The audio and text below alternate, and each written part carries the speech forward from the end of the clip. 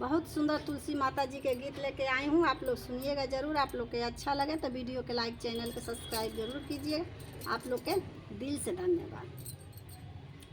अंगनैया बीचे तुलसी लगा दहरी,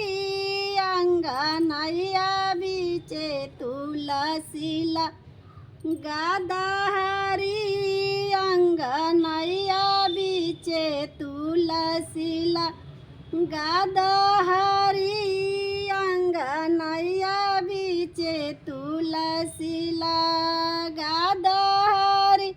जे मोरे तुलसी के जलवा ढरिए रामा, जे मोरे तुलसी के जलवा ढरिए रामा,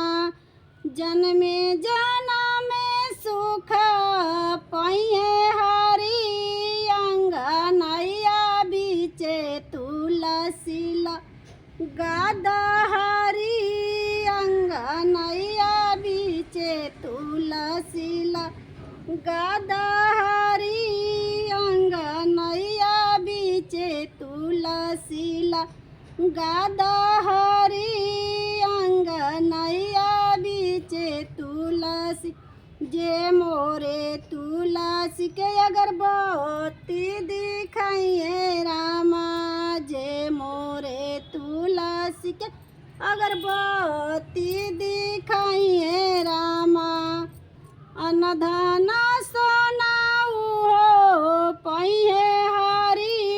अंगनैया बीचे तुलसी लगा दहरी,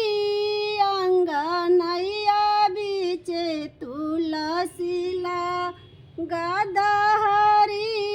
अंगनैया बीचे तुलसी, जे मोरे तुलसी के फूलवा चढ़ाइए रामा, जे मोरे तुलसी के फूलवा चढ़ाइए रामा, गोदिया में लाला नाऊ पइहे हरि, अंगनैया बीचे तुलसी लगा दहरी,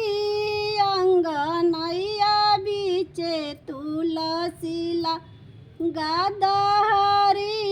अंगनैया बीचे तुलसी लगा दहरी, जे मोरे तुलसी के दियावा देखइए रामा, जे मोरे तुलसी के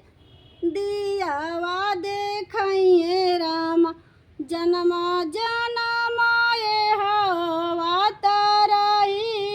अंगनैया बीचे तुलसी लगा दहरी, अंगनैया बीचे तुलसी लगा दहरी, अंगनैया बीचे तुलसी, जे मोरे तुलसी के भोगावा लगाइए रामा, जे मोरे तुलसी के भोगावा लगाइए रामा, घर में खुशहाली जे पइहे हरि, अंगनैया बीचे तुलसी लगा दहरी, अंगनैया बीचे तुलसी लगा दहरी, अंगनैया बीचे तुलसी,